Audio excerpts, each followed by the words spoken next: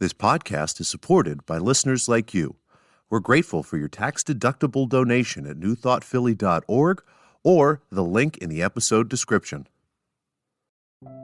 A practical prayer is a prayer that works. These discussions between Reverend Bill Marcioni and Carol Lawrence dive into the details of how it works and how to work it. Reverend Bill is a New Thought minister and the author of Practical Prayer for Real Results. Your new life begins with a new thought. Carol Lawrence is on a spiritual quest, finding the New Thought teaching after decades on the pulpit in 3 different traditional denominations. I've got some questions. Together, they're exploring the philosophy and activities that come together from many of the world's religions to create the practical spirituality that is New Thought.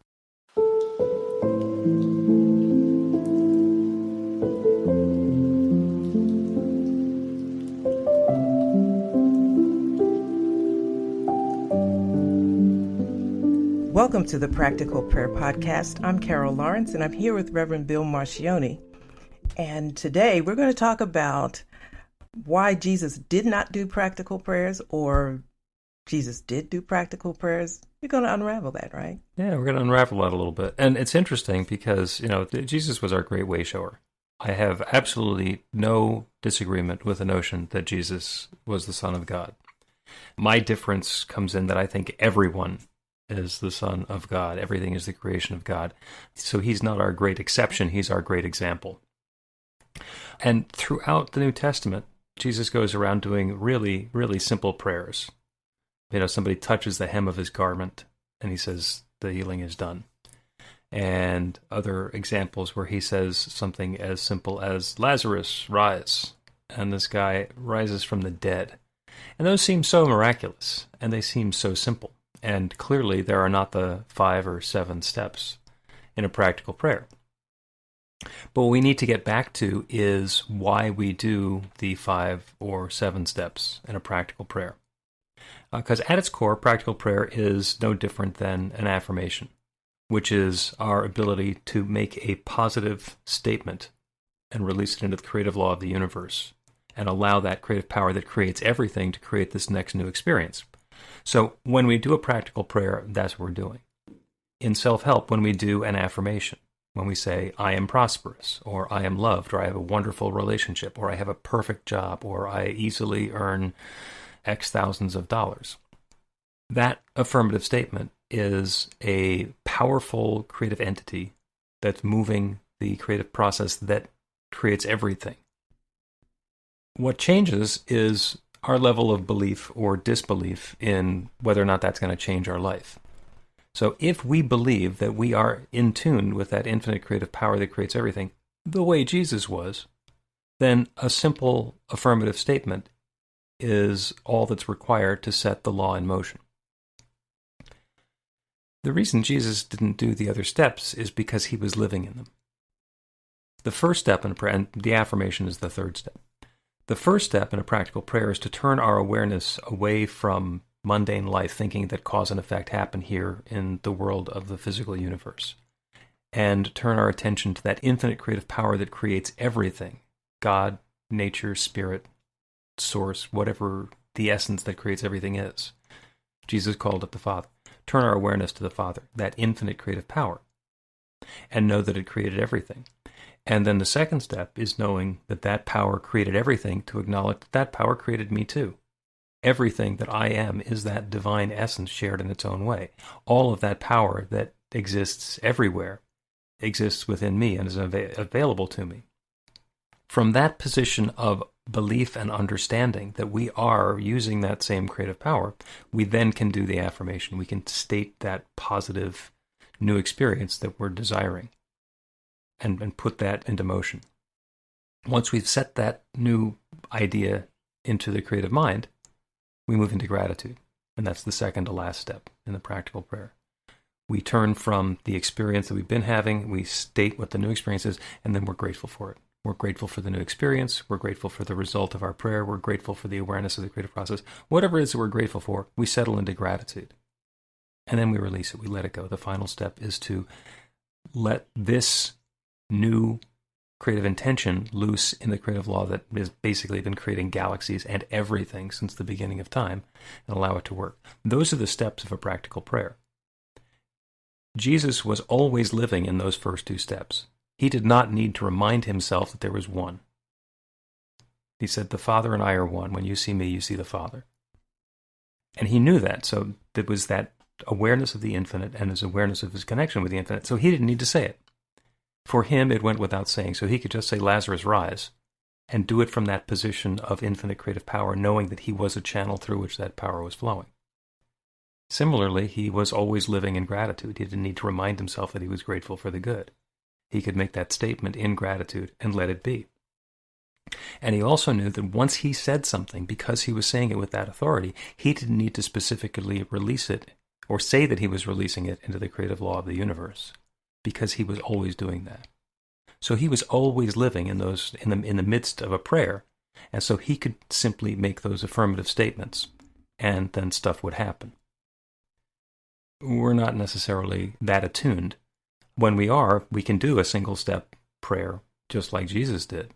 And there are times when I've been able to do that. Somebody asked me to pray for them for something, and it is so immediately obvious that that new possibility is open to them that I realize that that infinite creative power is already being activated. I just say, "So it is." I do that affirmation with them, and I let it go. It doesn't happen very often, but every once in a while I can do that. Okay. I got a couple of things, but you already knew that, right? I packed a whole bunch into that. It was all 5 of the steps of practical prayer and a reference to what Jesus did instead. So go ahead. Absolutely. And it was incredible. I was making so many notes. And actually, what's really amazing about that is that I've taken your class twice. And every time you talk, I get more out of it. It becomes more and more clear. And I stopped beating up on myself because I couldn't get it. I'm supposed to get this. But it is very different in that, and the big difference, and usually I'm hung up on the preparation part, but the really, really big difference is step 1 and step 2. Step 1, we tend to take for granted because there's this great, powerful, creative God out there, and nobody would dispute that, nobody, that creates galaxies, that creates everything, the tiny little goldfish to the great big whale, everything. So we're cool with that. But then when you get to step 2, and you're talking about me identifying with that one great power, that one creative source, that one infinite intelligence and infinite of whatever you need it to be. Now that's a little difficult, Now, personally, I'm for it, because if you if you tell me I have something good in its mind, I'm going with it. But that is a bit difficult, I think, a bit of a leap to think that I am one with this God. I can be close to this God. I can be in communication, however that works for me. But to be one is a leap. And I know it's right, but how do we get there? That, I think, might be the big, hairy challenge of New Thought and of doing practical prayer, is because in that second step, when we're acknowledging that the creative power that creates everything is within us, we are accepting the authority and the accountability for whatever shape our life is taking, and taking unquestionable responsibility for what we call bad is terrifying. A lot of the people hear that and they turn to blame. Oh my God, it's my fault. My life is my fault. Everything that you say this illness is my fault. You say that this getting fired from my job is my fault. How dare you? What do you mean it's my fault? And we go into our ego, and it's our resistance to claiming that the infinite creative power that's creating everything has created this too, and it's created according to our belief, because we have the accountability for whatever it is we've created, even though simultaneously we have the authority to create something different. We can use that to say, "Oh, I'm less than, I'm unworthy, I'm a failure because I created this experience that I don't like," instead of using it as a guidance that we want to create something different. Got it. I got that. I've always believed in that accountability, so forth. But it's easy for us to claim responsibility for the negative in our life. It's pretty easy. I mean, if you set aside the devil, like that's just not even, there is no devil. Not somebody good to blame. Yeah. Yeah, somebody. And so if anybody's listening that really, needs the devil, just set it aside for a minute. And we don't really have a problem with saying, I screwed this up. It was me. I made some bad decisions. I mean, if you take your ego out the way, you can say, okay, I'm a jerk. I really did this. Well, you very casually said, if you take your ego out of the way. Yes. That's not so easy, but continue. No, it's not. But let's, we can do that because we could do that. It's comfortable to say, I'm a jerk. It was me. Right? Except for jerks, but keep going. Yeah, but, okay. But the real stretch is to say, I am good. God is good. I am good. And I can create something good. I can create something bad. I know how to do that, right? Because I've done it a lot. I'm speaking for me and a lot of other people. Yeah. But to say that I have the power to create good and it's my responsibility and I can do this, that's hard. That's hard. It takes a lot of practice. And then when you do it, it's like, well, maybe that was a fluke. God really did it. It was a fluke. But you got to practice. You talk about heavy lifting. That's heavy lifting. That's a heavy lift. And I'm going to disagree with one word. It's not responsibility. It's authority. We're not responsible for choosing something. We're just, we can. There's not a heavy weight upon our shoulders because we have to choose something, like we have to cure cancer or solve world hunger or end child abuse. Perhaps we can, but we do not have to choose anything. We are creating our own life experience. We are free to choose whether we want to solve world hunger or just sell hot dogs at the beach. And then whatever choices we make, we're accountable for the way that those choices are impacting the experience of our life. Mm. Okay. Yeah. There's some stuff in there too. It seems like every there's layers between layers or beneath layers, because we're told that we're supposed to do good. You gotta figure out what the good is and then do that. So I would, because of a belief system, choose to take the track of world hunger as opposed to, selling hot dogs, where selling hot dogs might really make me happy. And I can meet more people and make them feel happier and all of that. And it's possible that selling hot dogs is going to bring more joy into the world than tilting at a windmill of solving world hunger. I don't know. Yeah. Maybe. Yeah. Maybe. But once you can see that, it's like everything is important. There's value in every choice. Not every choice. There's value. Oh, no, there's value in every choice. Sometimes it's by informing us, well, I never want to make that choice again. Yeah. I think I'm trying to get at the thing that you might think is little might be the way that Spirit does great big things to you, for you, and through you. You gave the example of selling hot dogs, and I thought about that. I always liked to, in church, as a pastor, we would have the potluck dinners or whatever, and I always wanted to be in the serving line. I loved it, because I'm talking to people and, and there's laughing and, I'm just lighting up the place.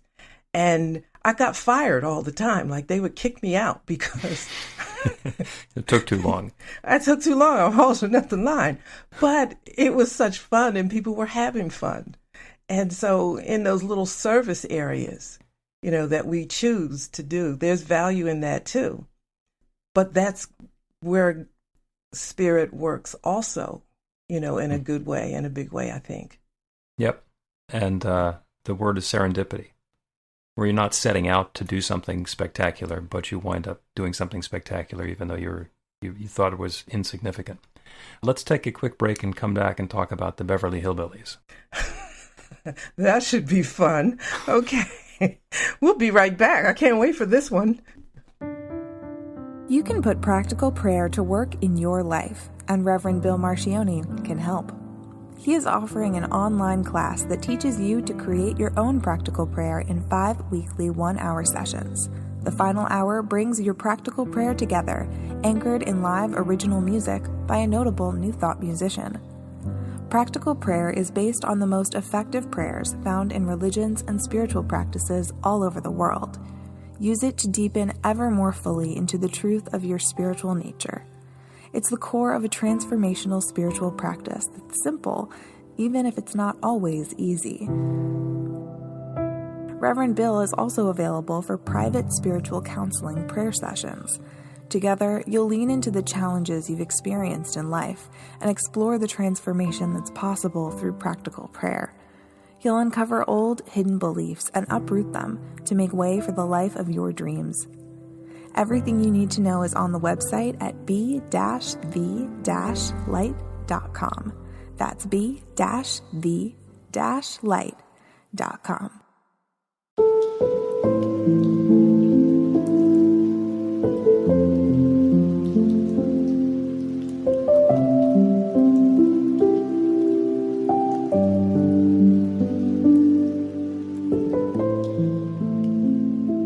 Welcome back to the Practical Prayer Podcast. I'm Carol Lawrence. I'm here with Reverend Bill Marcioni, and we're going to continue to talk about Jesus and practical prayer. Did he do it? Did he not do it? How he did it? How, But what's this with the Beverly Hillbillies?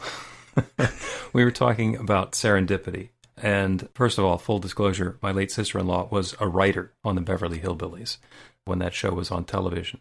And it was Buddy Ebsen and the wacky story about how he's like living in the hills in, I think it was Kentucky, Bug Tussle, Kentucky. I'm pretty sure the town was. And the opening song, Earl Scruggs and Lester Flatt, one day he's shooting for some food and up through the ground comes a bubbling crude. He had gone out to shoot squirrels or rabbits and inadvertently struck oil. And that's serendipity. And what Jed Clampett was doing was he wasn't setting out to find oil, but he also wasn't setting out to shoot squirrels. He was setting out to support his family, to feed his family.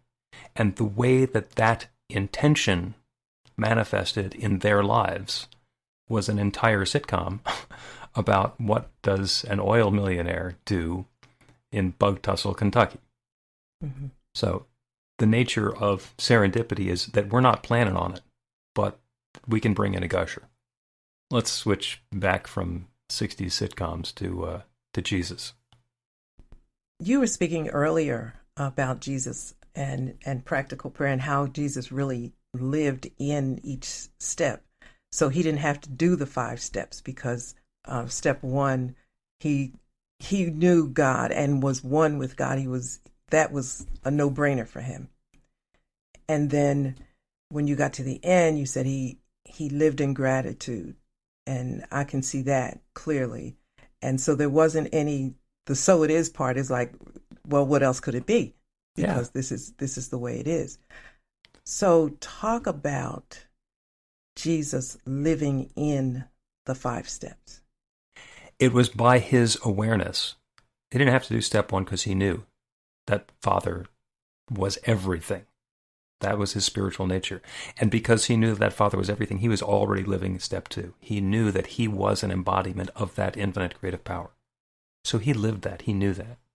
So he was very free to call upon that infinite creative power that was flowing to him and through him and as him, and make a new claim upon it, make a new demand, and set an intention for something new to happen. We left out the two optional steps, which is when there's something going on in our belief system that is not true. We need to address that this, whatever it is, this belief is false. There's no truth and no power to it, so that we can claim the good. And there were times when Jesus would look at something and say, this is not the truth. He would then say the truth.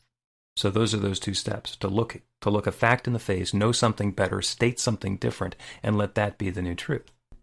Mm-hmm. And there are lots of examples where he did that are probably at your fingertips and not mine, because that's not the top book on my shelf. I get it. The reason that I was really excited about talking about Jesus and the practical prayer and how he did it is because for me, the big change thing in my life was to see Jesus as a man. In the traditional church, you say Jesus was 100% God, 100% man, which is true. But the focus is always on Jesus being 100% God, and little focus on Jesus being man, the humanity of him.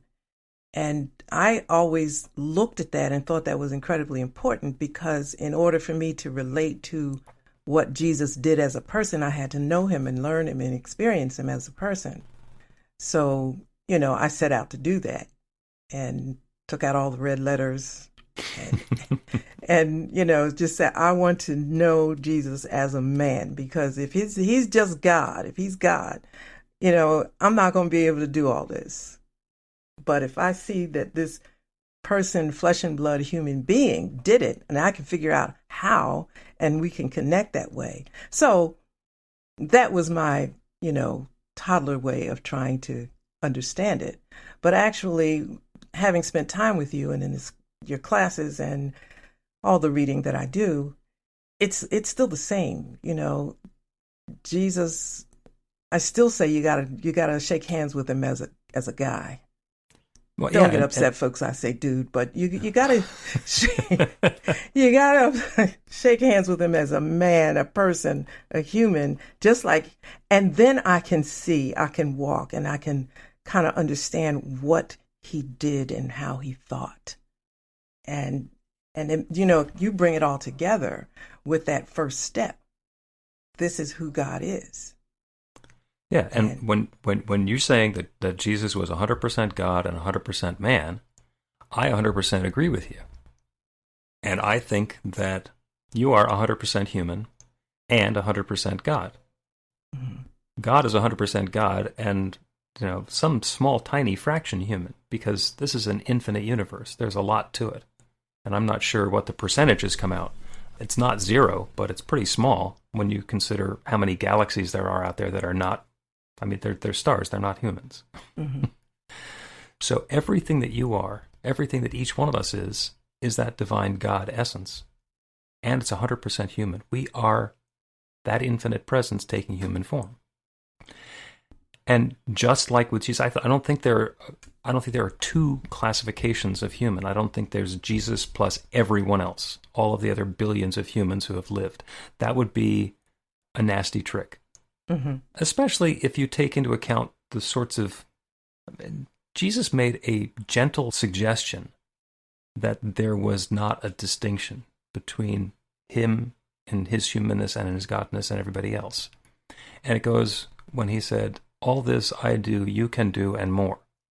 And I don't think that was actually that subtle. I think what he meant by that is that everything he did, we can do too. Mm-hmm. And we can do more than he did. Jesus did not invent cell phones or travel to the moon, to the best of our knowledge. Mm-hmm. Jesus could not fly a 777 or an Airbus or even a Cessna. Okay? All this I do, you can do, and more. And it's the availability and the creative power that lets us create new and more and better and deeper, and then live in that. Mm-hmm. Are we going to live in that in a spiritual way, or are we going to live in that in a completely ego-based, pushing the pieces around in the physical universe way, where we're going to deny the spiritual nature of everything? But that's self-defeating. Yeah. When Jesus said that all these things I do, you'll do better, you'll do more. I said, yes, okay. He said it. It's got to be true. Let me figure out how this works, or how to do more. But you got to start with the area of belief that you are as an individual one with God, and what that means. And you can wrestle with it however you want. We're a tiny piece of God, or the drop of the ocean analogy. And I think there was one that said, I forget that one because I can't remember both parts. But anyway, we are one with God. God can't do anything for us unless he could do it through us. We have to be willing. Yeah. We have to be open and receptive. And that's one of those things that, you got to work on. Like, be open to it. If he said it, okay, let's see how it works. That's being open. Yeah. Well, Jesus actually did say how to do a practical prayer. He gave very specific instructions. So let's take another break and then come back and go over Jesus' instructions on how to do practical prayer. Okay, we'll be back. Learn to put practical prayer to work in your life. The steps are simple to learn and let you begin to get real results to create the life of your dreams immediately. Reverend Bill Marcioni's widely acclaimed book, Practical Prayer for Real Results, gives you a clear summary of the New Thought principles behind practical prayer and the series of easy-to-understand steps found in the most effective prayers from religions and spiritual practices all over the world and throughout history. Practical prayer is not a replacement for your religion or practice. It's a technique to make the work you do in consciousness even more effective. The book includes 40 prayers on various topics that you can adapt as needed and use as your own. Practical Prayer for Real Results is available in paperback, Kindle, and audiobook on Amazon or at b-the-light.com. That's b-the-light.com.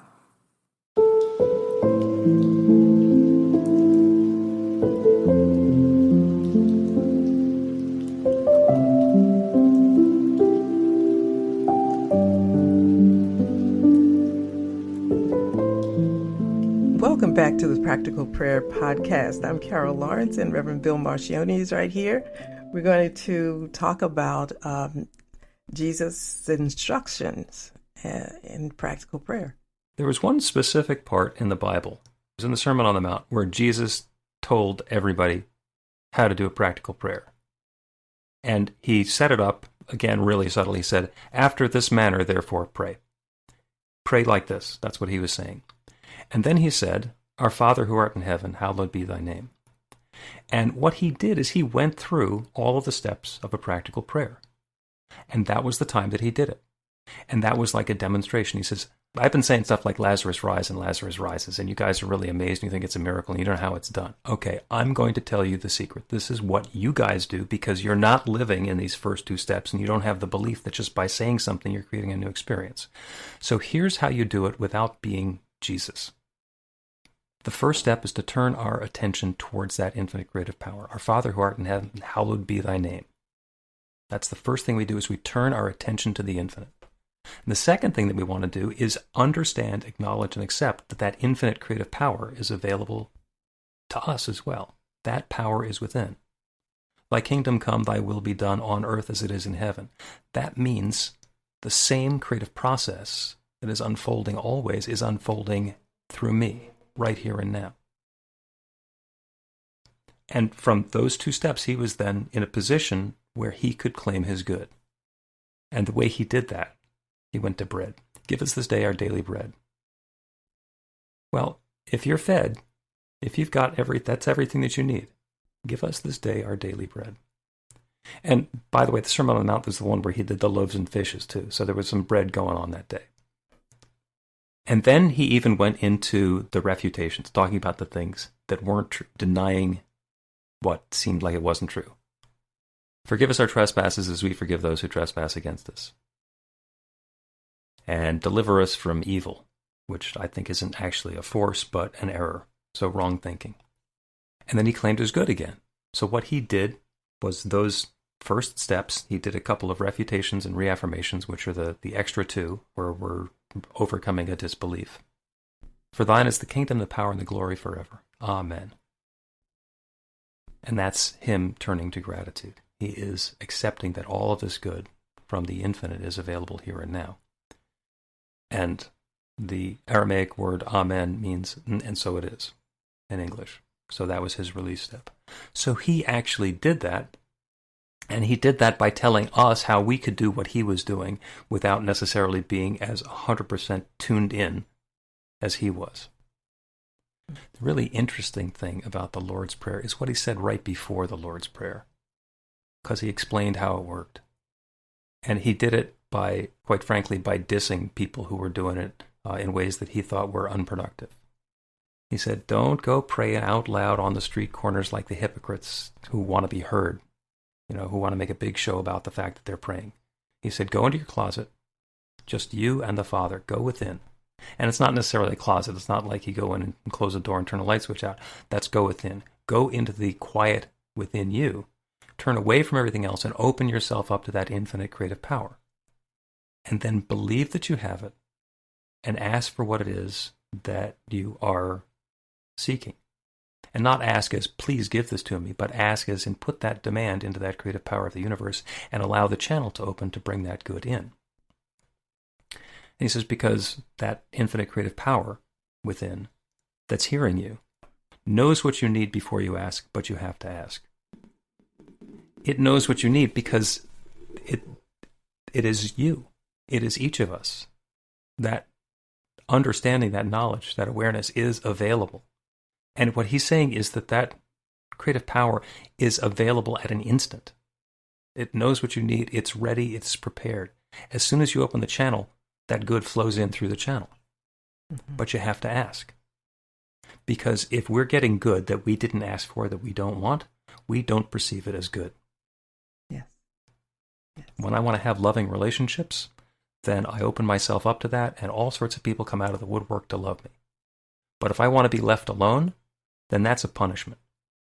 So I need to understand what it is that I'm inviting, what it is that I want to have in my experience, so that I can either have solitude or a crowd of people loving on me, and either way have that be what's fulfilling and satisfying and enriching my life.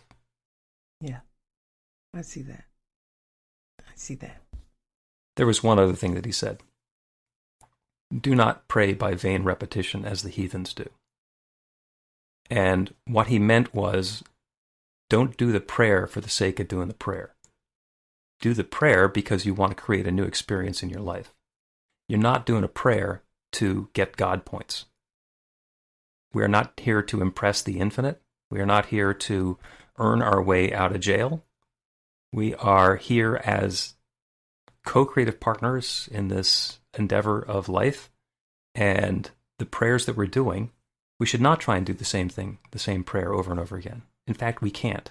We're on a rock that's sailing through the space at 25,000 miles an hour. So even if you say the same prayer twice in a row, you're older, you're in a different place, and the world has changed somehow, even if it seems to you like you're doing the same prayer again.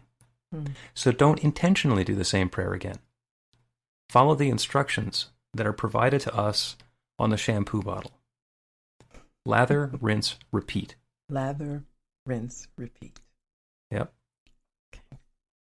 And for the closing prayer, as our practical prayer today, at the risk of vain repetition, actually, would you say the Lord's Prayer for us with deep intentional meaning, as though you're acknowledging that these are the steps of a practical prayer? I can recite it. Okay. Okay. And we listening can believe it. Our Father, who art in heaven, hallowed be thy name.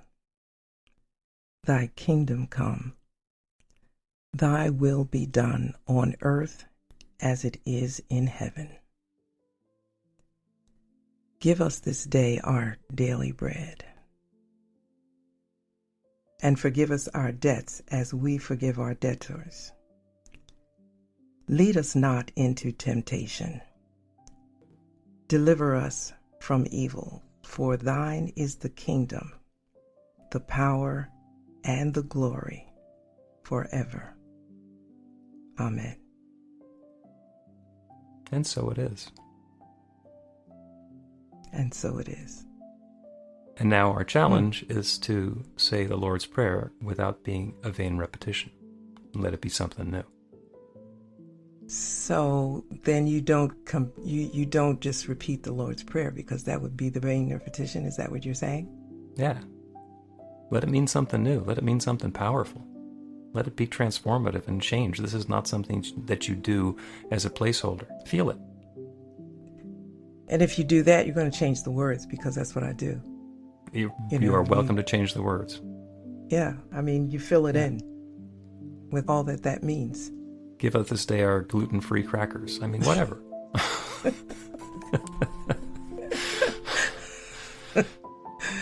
Or change the words entirely and make it be your own practical prayer for something different, and do what he said. After this manner, therefore pray. You don't need to do his words. You have to do his process. That's it.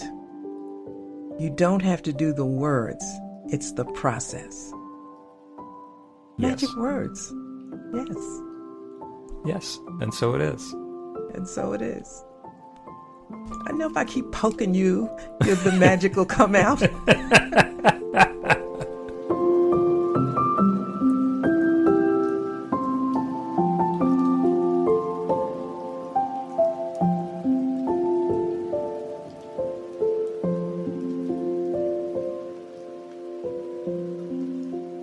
The Practical Prayer Podcast with Reverend Bill Marcioni and Carol Lawrence is a production of BeTheLight.com, be-the-light.com, where you can find more information about practical prayer for real results. Our theme is by Music of Wisdom.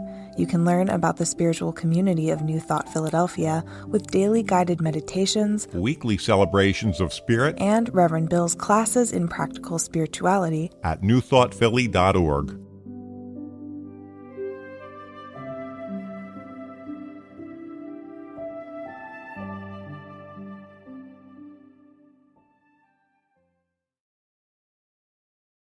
This podcast is supported by listeners like you.